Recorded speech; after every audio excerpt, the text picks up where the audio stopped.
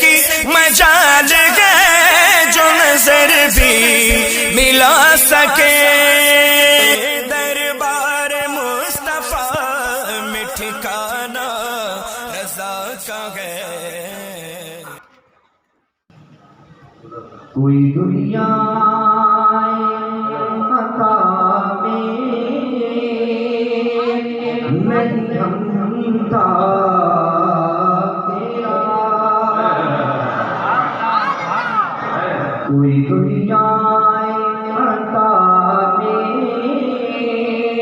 نہیں ہمتا تیرا، وہ جو حاتم کو میسر یہ نظارہ تیرا، تو کہہ اٹھے دیکھ کے بخشش میں یہ رتبہ تیرا، کہہ اٹھے دیکھ کے بخشش میں یہ رتبہ تیرا، واہ کیا جود و کرم ہے شہ بطحا تیرا، واہ کیا جود و کرم ہے شہ بطحا تیرا، نہیں سنتا نہیں سنتا نہیں سنتا ہی نہیں مانگنے والا تیرا، نہیں سنتا ہی نہیں مانگنے والا تیرا۔ اور کچھ لوگوں کے عقیدوں کی طرف میں اشارہ کرتا ہوں، آپ سمجھ جائیں گے۔ میرے نبی ہم سب کے نبی ایسے عظیم شان نبی ہیں جو ان کے دامن کرم سے وابستہ ہو جائے اس کو عروج مل جاتا ہے، اور جو ان کے دامن سے ہٹ جائے زوال اس کا مقدر ہو جایا کرتا ہے۔ میں شعر پیش کرتا ہوں، سماعت فرمائیں۔ کچھ بشر ہونے کے دانے تمہیں خود سا جانے، بولو کچھ بشر ہونے کے ناطے تمہیں خود سا جانے، اور کچھ منظر بیانی ہی خدا کا جانے، اور میں کیا کہتا ہوں، ان کی اوقات ہی کیا ہے کہ یہ اتنا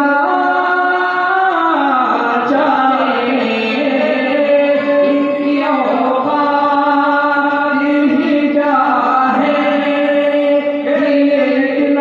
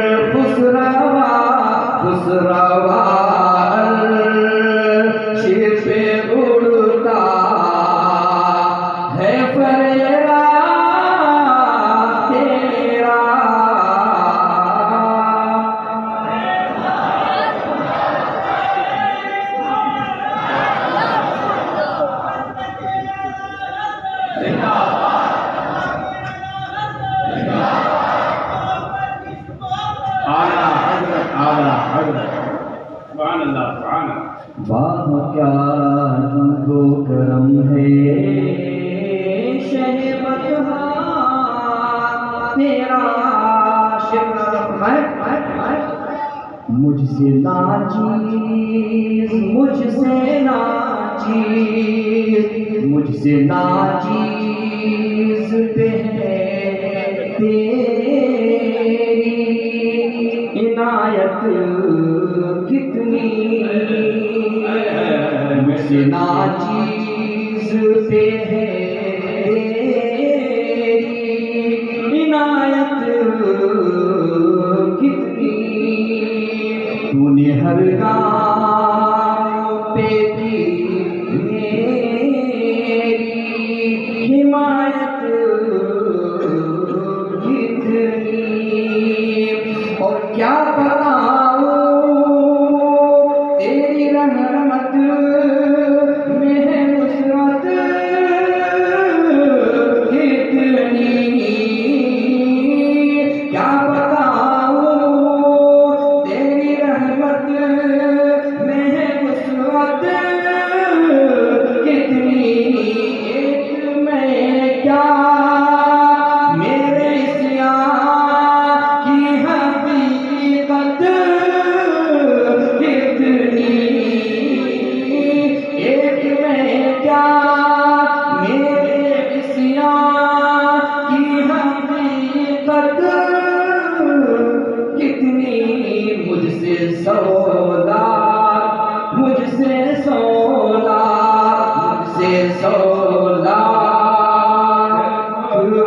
کافی ہے اشارہ تیرا، مجھ سے سولا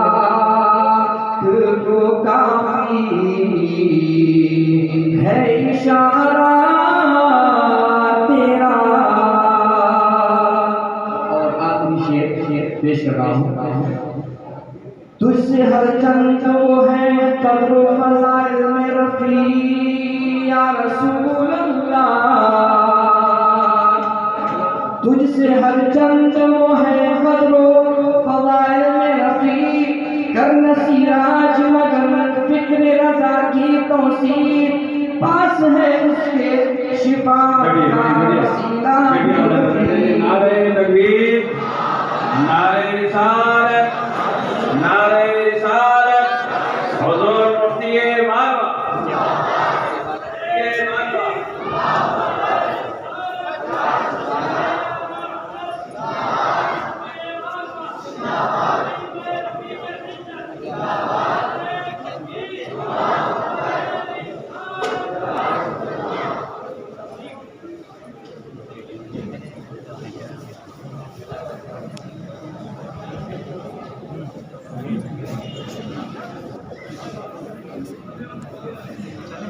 ماشاءاللہ آپ کی نگاہوں کے سامنے حضور یہ مالوہ تشریف فرما ہے، آپ ان کے چہرے زندہ کی زیارت کرتے رہیں اور میری باتیں سنتے رہیں۔ دو شعر پیش کر کے میں انشاءاللہ کے بعد شروع کرتا ہوں۔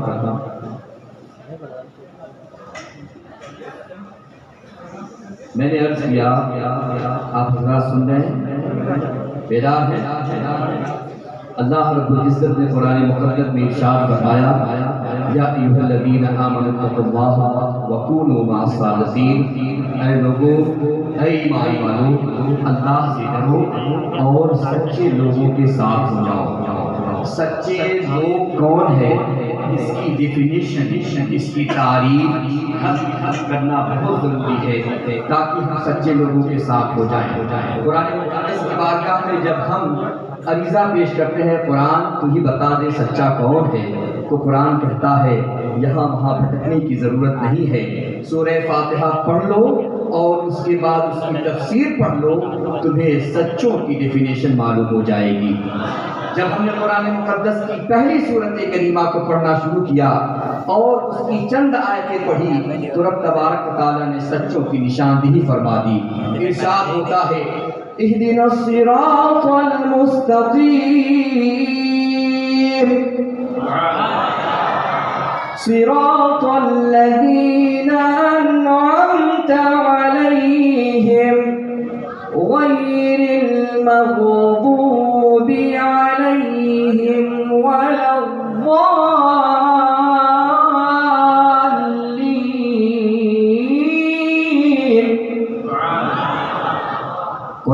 کہتا ہے وہ جس کے اوپر انعام ہوا اللہ کا وہ سچا ہے۔ ہم نے قرآن کی بارگاہ میں پھر سے عرض کیا ہے قرآن وہ جن کے اوپر انعام ہوا وہ کون لوگ ہیں؟ تو قرآن کہتا ہے اولئک الذین انعم اللہ علیہم من النبیین والصدیقین والشہداء والصالحین۔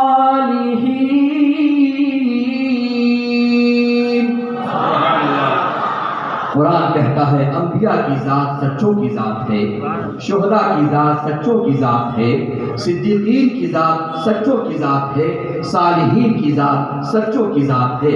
ہم نے انبیاء کو سمجھ لیا اللہ کے وہ برگزیدہ پیغمبر ہیں جن کے کلمے سے ہم اپنے آپ کو اپنے ایمان کو معطر کرتے ہیں۔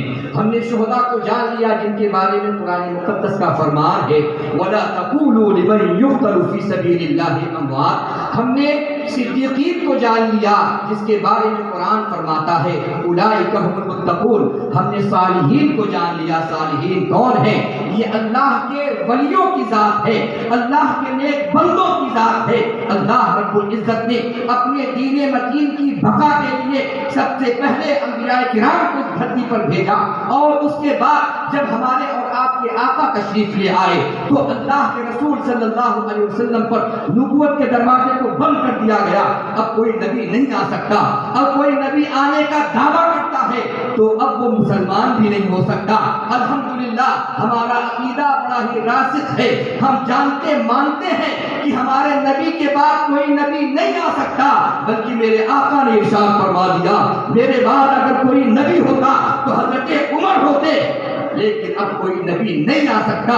گویا یہ کہنا پڑے گا اگر کوئی یہ کہتا ہے کہ نبی کے بعد بھی نبوت کا سلسلہ جاری ہو سکتا ہے تو ہم یہ کہیں گے کہ تو نے اپنے ایمان سے ہاتھ دھو لیا ہے، اس وجہ سے تو ایسی باتیں کر رہا ہے، ورنہ ایک مومن رب کے کلام پر ایمان رکھتا ہے۔ قرآن پاک ارشاد فرماتا ہے ما کان محمد ابا احد من رجالکم ولکن رسول اللہ وخاتم النبیین۔ رب تبارک و تعالیٰ نے اپنے محبوب کو خاتم النبیین بنا کر بھیج دیا ہے، رحمت للعالمین بنا کر بھیج دیا۔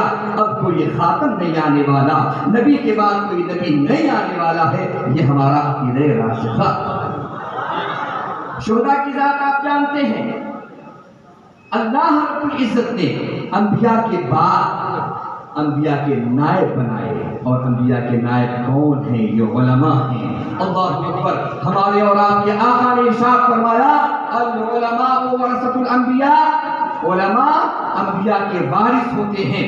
جو کام پہلے انبیاء کیا کرتے تھے اب وہی کام علماء کیا کریں گے، وہی کام اللہ کے رسول صلی اللہ علیہ وسلم کے نائب کیا کریں گے۔ اللہ اکبر۔ میرے آقا نے اگر چوٹ کھائی ہے، تکلیف پہنچی ہے، اور اس کے بعد بھی اپنی قوم کو دعائیں دی ہے، تو اب اس قوم میں اگر علماء ہیں ان کو بھی چوٹ اگر لگ رہی ہے تو ان کو بھی دعائیں دینا چاہیے، ان کو بھی رب کی بارگاہ میں التجائیں کرنی چاہیے، اے اللہ یہ نادان لوگ ہیں ان کو ہدایت عطا فرما دے۔ آپ دیکھ رہے ہیں ہندوستان کا پورا نقشہ بدلتا جا رہا ہے، جس کو دیکھو منہ اٹھا کے بات کرے گا فلاں جگہ مسجد تھی، مندر تھی، اور اس کو توڑ کر کے ایسا کر دیا گیا۔ ہم یہ کہتے ہیں اگر تم نے ہماری تاریخ کو دیکھا ہوتا، تم نے ہماری تاریخ کو پڑھا ہوتا تو اس طرح کی بکواس والی باتیں نہ کیا کرتے۔ الحمدللہ ہماری مسجدیں سرٹیفائیڈ ہیں، جہاں بھی ہماری مسجدیں بنتی ہیں پہلے ہم زمین کیا کرتے ہیں، اس کو وقف کیا کرتے ہیں، اور اس کے بعد وہاں پر مسجدیں بنایا کرتے ہیں۔ ہماری مسجدیں ایسی نہیں ہوتی ہیں کہ جہاں دیکھا کوئی اچھی زمین ہے ایک مورتی رکھ دی یا کوئی سامان رکھ دیا اور اس کے بعد وہاں پوجن شروع کر دیا اور پھر یہ کہنا شروع کر دیا دیکھو فلاں صاحب یا فلاں ہمارے دیوتا وراجمان ہو گئے۔ نہیں، ہم ابھی سفر کر کے آ رہے تھے، واللہ العظیم بتاتا ہوں ایک کٹر ہندو وہ کہہ رہا تھا مسلمانوں کی مسجدوں کا لوکیشن بڑا اچھا ہوتا ہے، مسلمان زمین خریدتے ہیں پھر جا کے مسجد بنایا کرتے ہیں، یہ ہمارے دھرم والے ایسے ہیں جہاں دیکھا کوئی اچھی زمین ہے اپنے کسی دیوی دیوتا کی مورتی رکھ کر اس زمین کو ہتھیانے کے چکر میں پڑ جاتے ہیں۔ اور ہمارا عالم یہ ہے، بڑے ادب کے ساتھ عرض کروں، ہماری مسجدیں ہم سے چھینی گئی، بابی مسجد ہمارے ہاتھ سے گئی، آپ بتائیں اس کے باوجود بھی کیا ہم نے ہوش کے ناخن لیے؟ کیا ہم نے نماز پڑھنا شروع کر دیا؟ گیان واپی مسجد پر سائے منڈلا رہے ہیں، ہم اور آپ یہ سوچ رہے ہیں دیکھو کوئی معجزہ ہو جائے۔ متھرا کی مسجد پر سائے منڈلا رہے ہیں، ہم سوچ رہے ہیں کوئی معجزہ ہو جائے۔ سنو، حبیب ملت علیہ رحمت الرضوان کے فیضان کو میں اپنے سینے میں بسا کر یہ کہتا ہوں، اور یہ شعر میں پڑھا کرتا ہوں اور کہا کرتا ہوں، اگر اونچی اڑان اڑنی ہے تو پھر یہ نہ دیکھو کہ آسمان کتنا بلند ہے، بلکہ جو اونچی اڑان اڑنے کا حوصلہ رکھتے ہیں وہ یہ جانتے ہیں کہ کچھ بھی ہو جائے ہم کو اونچا اڑنا ہے۔ ورنہ ہماری تاریخ تو یہ ہے، الحمدللہ الحمدللہ 800 سال یا کہہ لیجیے ہزاروں سال ہم نے ہندوستان پر حکومت کی، لیکن غیرت کا عالم یہ ہے کہ اگر کسی غیر مسلم کی بچی بھی ظلم سہنے والی ہوتی تھی یا ظلم اس کے اوپر ہونا قرار پایا جاتا تھا تو ہم اور آپ یا ہمارے بادشاہوں نے ان لوگوں کی بکھیاں بھی کھیڑ کے رکھ دی جنہوں نے غیر مسلم لڑکیوں کے ساتھ بدتمیزی کرنے کا ارادہ کیا تھا۔ یہ ہمارا مذہب سکھاتا ہے، یہ ہمارے مذہب کی تعلیم ہے، ہمارے مذہب کی یہ تربیت ہے۔ آج اگر ہم نے اس طریقہ کار کو اپنا لیا جو محبت رسول کا طریقہ تھا تو یہ چھوٹے چھوٹے کیڑے جو ہماری نگاہوں کے سامنے آتے ہیں وہ ایسے ہی چکنا چور ہو کر ہماری نگاہوں کے سامنے دور ہو جاتے ہیں۔ سلطان ٹیپو کا نام کس نے نہیں جانا؟ سلطان ٹیپو کرناٹکا کی سرزمین کے شہید اعظم، ان کو کون نہیں جانتا ہے؟ 12 سال کا بچہ ہو، سامنے شیر ہو، شیر سے لڑ جائے، وہ کوئی غیر نہیں ہوتا، وہ ہمارا بچہ ٹیپو سلطان ہوا کرتا ہے۔ استاد ڈر جاتے ہیں، گھبرا جاتے ہیں، اللہ یہ بچہ شیر سے لڑ گیا۔ ماں کے پاس پہنچے، تمہارا بچہ شیر سے لڑ گیا۔ ماں نے کہا استاد جی ہمارا بچہ شیر جوان ہے، شیر دل ہے، یہ شیر سے لڑنے کے لیے ہی پیدا ہوا ہے۔ کھلاتی کیا ہو پلاتی کیا ہو؟ کہا جب بھی میں نے اپنے بچے ٹیپو سلطان کو دودھ پلایا ہے وضو کے ساتھ پلایا ہے، درود پاک پڑھ پڑھ کے پلایا۔ آج بتاؤ، سینے سے ہاتھ رکھ کے بتاؤ، کیا ہماری مائیں اور بہنیں آج بھی اس طریقے کو اپناتی ہیں؟ آج تو ہماری مائیں بہنیں اپنے بچے کو دودھ پلاتی ہیں تو ادھر فلمی گانے نظمیں لگے ہوئے ہوتے ہیں اور اس کے بعد دودھ پلایا کرتی ہیں۔ آپ بتاؤ ایسے میں ہمارے گھر میں ٹیپو سلطان پیدا ہوں گے؟ ہمارے گھر میں ایسے میں ٹیپو سلطان نہیں پیدا ہو سکتے۔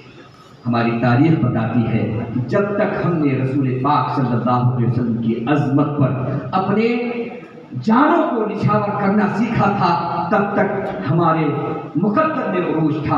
آپ دیکھ لیں حضرت خبیب رضی اللہ تعالیٰ عنہ کی ذات کو دیکھ لیں، حضرت خبیب رضی اللہ تعالیٰ عنہ کو سولی پر چڑھائے جانے کے لیے لے جایا جاتا ہے۔ کافر کہتے ہیں کہ اگر ایک مرتبہ اپنے نبی کو تم گالی دے دو ایک مرتبہ تو اے خبیب ہم تم کو چھوڑ بھی دیں گے بلکہ تمہیں مال و دولت سے سرفراز کریں گے۔ حضرت خبیب مسکرا کر کہتے ہیں عجیب پاگل انسان ہو تم لوگ، ارے گالی دینا تو بہت دور کی چیز ہے، میں تو یہ چاہوں گا کہ اگر محمد عربی صلی اللہ علیہ وسلم کے پیروں میں کوئی کانٹا چبھنے کے لیے آ رہا ہو تو خبیب اپنے سینے کو آگے بڑھا دے گا، محمد عربی کے قدموں پہ کوئی کانٹا چبھنے نہ پائے۔ یہ میں کثرت قطعی پسند نہیں کرتا، اور تم کہتے ہو نبی کو ہم گالی دے دیں گے، تم مجھے ٹکڑے ٹکڑے کر ڈالو، میری بوٹی بوٹی سے صدا نکلے گی لا الہ الا اللہ محمد رسول اللہ۔ یہ ہماری تاریخ ہے اور آج ہم اپنی تاریخ کو بلائے بیٹھے ہیں۔ عزیزو میرے پیارو، صرف جلسے کا مقصد اور خاص طور سے حضور مفتی مالوہ مفتی حبیب یار خان علیہ رحمۃ الرضوان کے اس عرس کا مقصد یہ ہے کہ ہم اپنے لوگوں کو، اپنے بچوں کو محبت رسول سے آشنا کر دیں۔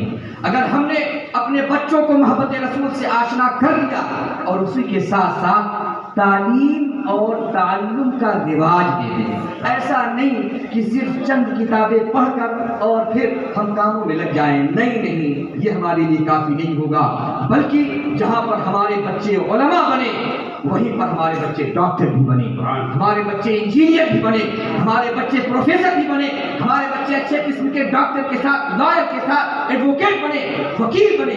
آپ سوچو، ہماری بابری مسجد کا مسئلہ تھا، ہماری جان باقی مسجد کا مسئلہ ہے، اور وکیل کون ہے آپ کو پتا ہے؟ ہمارے اپنے لوگ وکیل بھی نہیں، ہماری مسجدیں ہیں اور ہم اپنی مسجدوں کی حفاظت کے لیے جو وکیل مقرر کر رہے ہیں وہ ہماری جماعت کے نہیں ہیں۔ یہ قوم کا کتنا بڑا المیہ ہے۔ اب بھی کیا ہم اصلاح قبول کرنے کے لیے تیار نہیں ہیں؟ حضور مفتی مارویہ علیہ الرحمہ کی وہ ذات ہے، میں نے دیکھا ہے کہ جہاں یہاں پر ان کے مدرسے نوری میں علماء کو علم کی تعلیم فضیلت دی جاتی ہے، وہیں پر ہماری بچیوں کو بھی درس قرآن، درس حدیث سے نوازا جاتا ہے۔ آپ دیکھ لیں حالات کتنے ناگفتہ ہیں۔ روزانہ سوشل میڈیا پہ آپ سنتے ہوں گے کہ فلاں علاقے کی ایک مسلم بچی نے فلاں غیر مسلم بچے سے شادی کر لی، یا ان کا ریلیشن چل رہا ہے۔ آپ بتاؤ تو صحیح، کیا آپ یا آپ میں سے کوئی بھی یہ پسند کرے گا کہ اس کی بہن کے ساتھ یا اس کے کسی عزیز کے ساتھ کسی غیر مسلم کا اس طرح سے رشتہ ہو جائے؟ واللہ کوئی بھی مسلمان یہ پسند نہیں کرتا ہے۔ میرے آقا نے ارشاد فرمایا تھا، اور یہ قرآن مقدس کا بھی ارشاد ہے، ان اللہ لا یغفر ان یشرک بہ ویغفر ما دون ذلک، اللہ رب العزت شرک کرنے والوں کو کبھی نہیں بخشے گا۔ اور جو لوگ یا جو ہماری بہنیں اس طرح کی مرتد ہو کر شرک اور کفر میں اپنی زندگی گزارنے جا رہی ہیں، آپ اپنے سینے پر ہاتھ رکھ کے سوچیں کہ ایسی بچیاں کیا ہمارے معاشرے میں رہ کر ہماری باتیں سیکھ نہیں سکتی؟ سیکھ سکتی ہیں۔ وجہ یہ ہے کہ ہم کو تعلیم میں ذرا سی ترمیم کرنی پڑے گی، تعلیم میں ذرا سا ہم کو نکھار پیدا کرنا پڑے گا۔ اب نہ یہ کہ صرف ہم ان کو عالم اور عالمہ بنائیں، عالم اور عالمہ بنانے کے ساتھ ساتھ معاشرے میں کیا برائیاں چل رہی ہیں ان سے بھی ان کو واقف کرائیں، اور اسی صورت میں ہماری بچیوں کو بھی اور ہمارے بچوں کو بھی انشاءاللہ اصلاح۔ آپ سوچیں، ہماری ایک بچی جب نکلتی ہے تو ہمارا دل کتنا روتا ہے۔ ہمارا ایک نوجوان محمد ابن قاسم تھا جس نے ایک عورت کی صدا پر، ہندوستان کی ایک عورت کی صدا لگی تھی کہ ہماری عزت کو بچا لو، تو محمد ابن قاسم نے راجہ داہر کے پاس خط لکھا تھا اور کہا تھا، اے راجہ داہر تم ہماری اس بہن کو چھوڑ دو۔ راجہ داہر نے کہا ہم نہیں چھوڑتے۔ کہا محمد ابن قاسم نے کہا تھا تم ہمیں نہیں جانتے، ہم ایک مسلمان بچی کی عزت کے خاطر اپنی پوری قوم کو فوج کی صورت میں لا سکتے ہیں اور تم سے جہاد کر سکتے ہیں، کیونکہ ہمارے نزدیک کسی ایک کی بھی عزت پوری قوم کی عزت ہوتی ہے۔ وہ زمانہ تو وہ تھا کہ محمد ابن قاسم ایک بچی یا ایک عورت کی عزت اور عفت کی حفاظت کے لیے پوری عرب سلطنت کو چھوڑ دینے کے لیے تیار تھے، لیکن آج ہمارا عالم اور المیہ یہ ہے کہ ہم نہ تو اپنے بچوں کو اور نہ ہی اپنی بچیوں کو علم دین سکھاتے ہیں، علم مصطفیٰ سکھاتے ہیں۔ قسم خدا کی اگر ہم نے اپنے بچوں اور بچیوں کو علم مصطفیٰ سکھلا دیا، محبت رسول ان کے رگ و ریشے میں ہم نے بے وقت کر دیا، تو ہم یقین کے ساتھ کہیں گے کہ ان کی جان تو چلی جائے لیکن کبھی بھی وہ محمد رسول صلی اللہ علیہ وسلم کے اس حق شریعت سے کبھی انحراف نہیں کر سکتے۔ آپ نے دیکھا نہیں حضرت بلال پر کیسا ظلم کیا گیا، اور دوسرے صحابہ پر حضرت سمیہ پر کیسا ظلم کیا گیا، پیٹ کو چاک کر دیا گیا، پیٹ کو چاک کر دیا گیا، کہتے رہے ظالم اب تو اسلام سے پھر جاؤ۔ حضرت بلال کہتے رہے لوگ کہ اب تو اسلام سے پھر جاؤ، حضرت بلال غش کھا کر گر جاتے تھے، لیکن پھر جب آنکھ کھلتی تھی تو کہتے تھے اللہ احد اللہ احد اللہ احد۔ آپ بتاؤ کیا ہم وہ ولولہ، وہ ایمان وہ اتقان حاصل نہیں کر سکتے، یقیناً حاصل کر سکتے ہیں جب ہم محبت رسول کو اپنے سینے میں بسائیں گے، تب جا کے یہ سلسلہ ہمارے درمیان شروع ہو سکتا ہے۔ اور اگر محبت رسول نہیں ہے تو آپ یقین کیجئے ہمارا ایمان بھی خطرے میں پڑ جائے گا۔ اسی وجہ سے علامہ ڈاکٹر اقبال نے کہا تھا، محمد کی محبت دین حق کی شرط اول ہے، محمد کی محبت دین حق کی شرط اول ہے، اسی میں ہے اگر خامی تو سب کچھ نامکمل ہے، اسی میں ہے اگر خامی تو سب کچھ نامکمل ہے۔ اور سیدی سرکار اعلیٰ حضرت فاضل بریلوی کے اس شعر کے ساتھ، اور میرا 7 منٹ باقی، 5 منٹ باقی ہے، میں اس 5 منٹ کے اندر کچھ باتیں رکھ کر اور اپنی بات ختم کر دوں گا۔ آپ سننے کے لیے تیار ہیں؟ اگر نہیں تو بیٹھ جاتا ہوں۔ سبحان اللہ سبحان اللہ۔ کچھ باتیں جو میں نے نوٹ کی ہے حضور سیدی سرکار مفتی مالوہ علیہ رحمہ کی، اس کو آپ کے سامنے پیش کرنا چاہتا ہوں۔ سبحان اللہ۔ سیدنا علی مولا کائنات رضی اللہ تعالیٰ عنہ ایک علاقے سے گزر رہے تھے، جہاد کر کے واپس آ رہے تھے، اور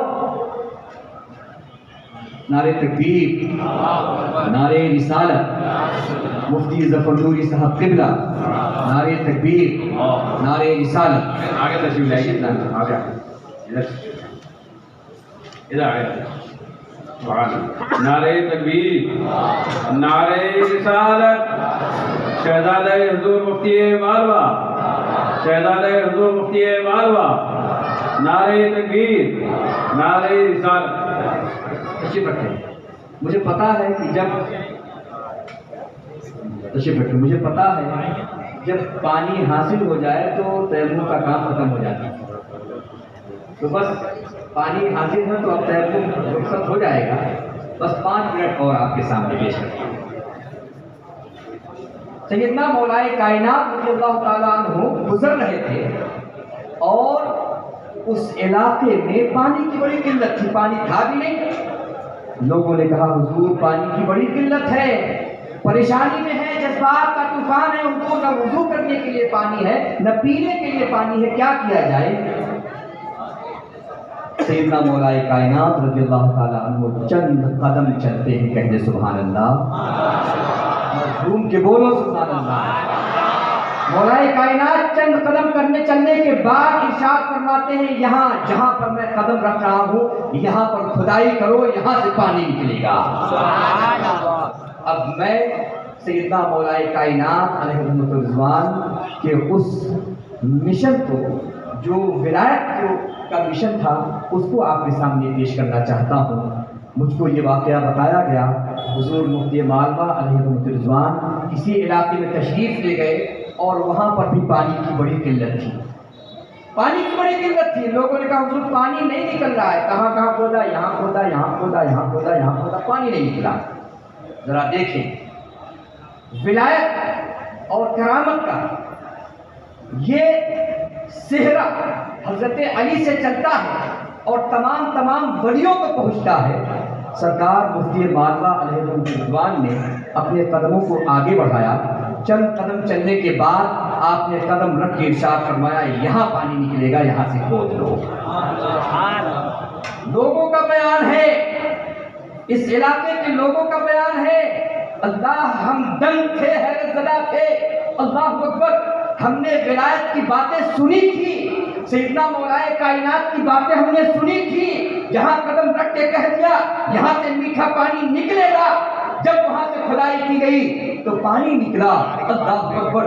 وہی فیضان حضور مفتی مالوہ علیہ رحمہ کو حاصل تھا، جب انہوں نے سرکار علی المرتضیٰ مولا کائنات کے فیضان کو اپنے سینے میں بسایا، تو آپ نے بھی جب اپنے قدموں کو رکھ کر زمین پہ کہہ دیا یہاں پر کھودو، یہاں پانی نکلے گا، لوگوں نے دیکھا جب وہاں سے کھدائی کی گئی تو الحمدللہ وہاں سے چشمہ پھوٹا لگا، الحمدللہ۔ اور حفظ کا عالم تو یہ تھا، ذاکرے کا عالم تو یہ تھا، مجھے بتایا گیا کہ حضور مفتی مالوہ تقریباً 10 سال پہلے کلکتہ کی سرزمین پر کسی پروگرام میں گئے ہوئے تھے، اور کسی صاحب کے گھر پر آپ کا قیام ہوا۔ الحمدللہ علماء جاتے ہیں کسی کے گھر پہ قیام ہوتا ہے، ہمارے یہاں الحمدللہ ہمارے گل محمد بھائی ہیں، علماء ان کے گھر میں تشریف لاتے ہیں اور وہ الحمدللہ بڑی محبت کے ساتھ ان کی خاطر تواضع کرتے ہیں. اللہ ان کے عروج کو بلند فرمائے. حضور مفتی مالوہ علیہ رضوان وہاں تشریف لے گئے, وہاں سے واپس آ گئے. یہ جو حوض دیکھ رہے ہیں آپ, یہ حوض اس بات کی گواہ ہے. حضور مفتی مالوہ علیہ رضوان اسی حوض پر بیٹھے ہوئے تھے. ایک بندہ تقریباً بڑھاپے کی عمر کو پہنچ رہا ہے, وہ آتا ہے, سلام کرتا ہے, السلام علیکم ورحمۃ اللہ. حضرت سلام کرتا ہے.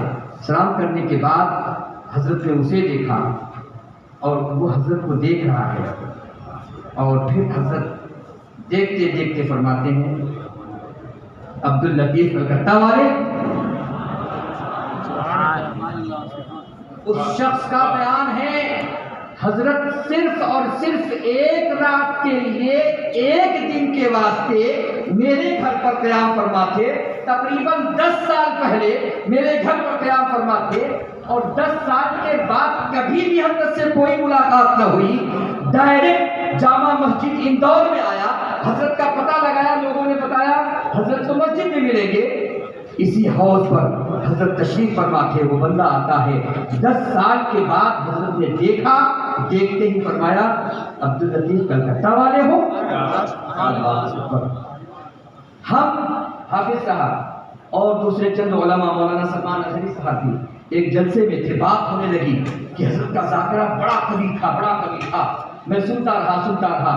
آخر میں نے ایک بات کہی اور انہوں نے اس بات کی تائید بھی کی. الحمدللہ ہم اور جتنے بھی ازہری علماء ہیں, سیدی سرکار امام شافعی علیہ رحمۃ رضوان کی بارگاہ میں بار بار حاضری دی ہے الحمدللہ. اور سیدی سرکار امام شافعی اپنے استاد گرامی حضرت امام وکیع کے پاس پہنچتے ہیں اور عرض کرتے ہیں, حضور میرا حافظہ کمزور ہو گیا. حالانکہ حافظے کا عالم سیدی سرکار امام شافعی کے حافظے کا عالم یہ تھا کہ جب قرآن یا دوسری کتاب پڑھا کرتے تھے تو ایک صفحے کو دیکھتے تھے, دوسرے صفحے کو نہیں دیکھتے تھے, کیونکہ فرماتے تھے اللہ رب العزت نے اتنا قوی حافظہ عطا فرمایا ہے کہ اگر اس طرف بھی دیکھوں اس طرف بھی دیکھوں تو دونوں طرف کا صفحہ ایک ساتھ میرے ذہن میں کافی ہو جایا کرتا ہے. یہ ذہانت تھی. کچھ دن کے لیے ذرا ذہانت ڈاؤن ہوئی, اپنے استاد کے پاس آئے اور عرض کیا, حضور میری ذہانت ذرا کمزور ہو گئی ہے, کیا کروں؟ استاد نے فرمایا, ارے امام شافعی, لگتا ہے کہ کچھ گناہ ہو گیا ہے. جب گناہ ہوتا ہے تو یہ جو علم نور ہے وہ رخصت ہو جایا کرتا ہے. امام شافعی فرماتے ہیں, میں نے بہت غور کیا کہ آخر کیا بات ہے کہ مجھ سے اب حافظہ اس طرح سے نہیں ہو رہا ہے جس طرح سے پہلے ہوا کرتا تھا. اور غور کرنے کے بعد امام شافعی فرماتے ہیں, میں اپنے استاد کے پاس پہنچا اور میں نے عرض کیا, حضور میری نگاہ ایک عورت کے قدم پر بغیر کسی انٹینشن کے, بغیر کسی توجہ کے پڑ گئی تھی. بغیر کسی توجہ کے ایک عورت کے قدم پر میری نگاہ پڑ گئی تھی. میں نے توبہ تو کر لیا. امام وکیع فرماتے ہیں, شاید تمہاری نگاہ اس عورت پر جو پڑ گئی اس کی بنیاد پر تمہارے حفظ کو کمزور کر دیا گیا ہے. اب میں آپ سے پوچھنا چاہتا ہوں, حضور مفتی مالوہ علیہ رحمۃ رضوان اگر 10 سال پہلے کوئی واقعہ رونما ہوا ہے, ایک نام یاد کرنا ہمارے لیے بڑی مشکل کا باعث ہوتا ہے, لیکن یہاں عالم یہ ہے کہ حضور مفتی مالوہ علیہ رحمۃ رضوان 10 سال پہلے کسی کے یہاں گئے ہوئے ہیں, ہر ایک کے نام کو وہ یاد کر رہے ہیں. پتہ یہ چلتا ہے جو تقوی و طہارت کا منبع اور منارہ ہوتا ہے, جب تبارک و تعالیٰ اس کے ذکر اور فکر کو, اس کے حفظ کو, اس کے ذاکر کو بلند فرما دیا کرتا ہے. اور یہ نور سیدی سرکار حبیب ملت علیہ رضوان کو حاصل تھا. امام شافعی نے شعر بھی کہا تھا, شکوت الی وکیع سوء حفظی فارشدنی الی ترک المعاصی واخبرنی بان العلم نور ونور اللہ لا یہدی لعاصی. پھول کی زیر چمن پھول چنے شاد رہے, باغ باغ جاتا ہوں میں, گلشن تیرا آباد رہے. اللہ رب العزت حضور مفتی مالوہ علیہ رضوان کے فیضان سے ہم کو بھی, آپ کو بھی اور تمام علاقے کو تمام ہندوستان کو فیضیاب فرمائے. ہمارے کہنے سننے میں کوئی خطا لفظ ہوئی ہو تو رب تبارک تعالیٰ معاف فرمائے. میں تمام ان احباب کا شکر گزار ہوں جنہوں نے مجھے یہ موقع میسر کیا, موقع عطا فرمایا کہ میں ان کے سامنے اپنی باتیں رکھ سکوں. اللہ رب العزت آپ کو اور خصوصیت کے ساتھ میرے دوست مولانا احمد یار خان صاحب کو خوب خوب عطا فرمائے.